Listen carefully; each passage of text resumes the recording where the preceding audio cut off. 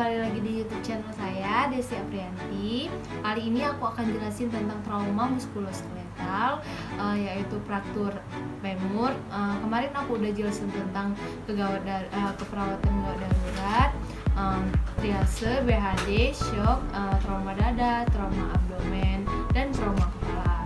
Baiklah, sebelum kalian masuk ke YouTube channel aku, jangan lupa kalian like, comment, and subscribe, oke? Baiklah, trauma adalah suatu trauma yang terjadi secara langsung atau secara tidak langsung yang dapat mengakibatkan cedera fisik atau psikologis. Sedangkan fraktur femur adalah fraktur yang terjadi akibat trauma secara langsung seperti kecelakaan lalu lintas, jatuh dari ketinggian. Jadi jika pasien yang mengalami fraktur pada bagian femur, maka akan mengalami perdarahan yang sangat banyak. Akibat terjadinya perdarahan yang sangat banyak, maka dapat terjadinya shock.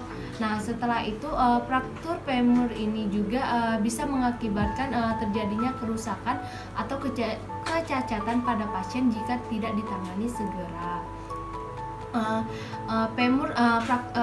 Femur juga terbagi menjadi beberapa, yaitu yang pertama itu tulang femur itu terdiri dari ujung atas yang pertama ada caput, column, trochanter, dan corpus, sedangkan bagian bawah itu condylus medialis dan lateralis yang besar.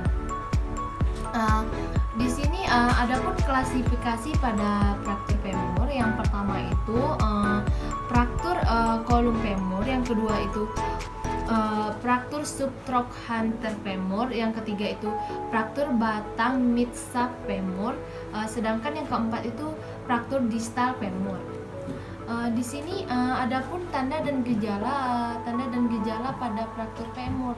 Yang pertama itu adanya deformitas, yang kedua itu edema, yang ketiga itu perdarahan, yang keempat adanya memar, yang kelima itu adanya spasme otot, yang keenam ketegangan yang terjadi akibat adanya cedera, terus kehilangan fungsi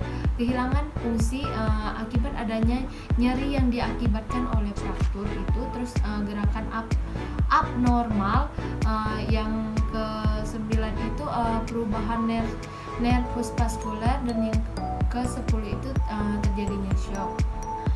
Setelah ini adapun komplikasi pada fraktur femur. Yang pertama itu terjadinya pendarahan, infeksi, cedera organ dalam, emboli lemak, dan sindrom pernapasan. Di sini setelah terjadinya komplikasi, maka kita bisa melakukan pemeriksaan diagnostik pada fraktur femur.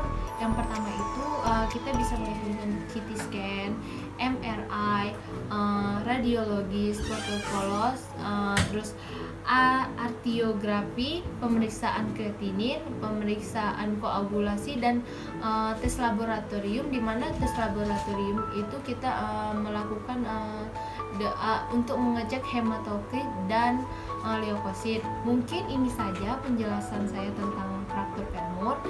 Tunggu di YouTube channel selanjutnya. Oke, dadah.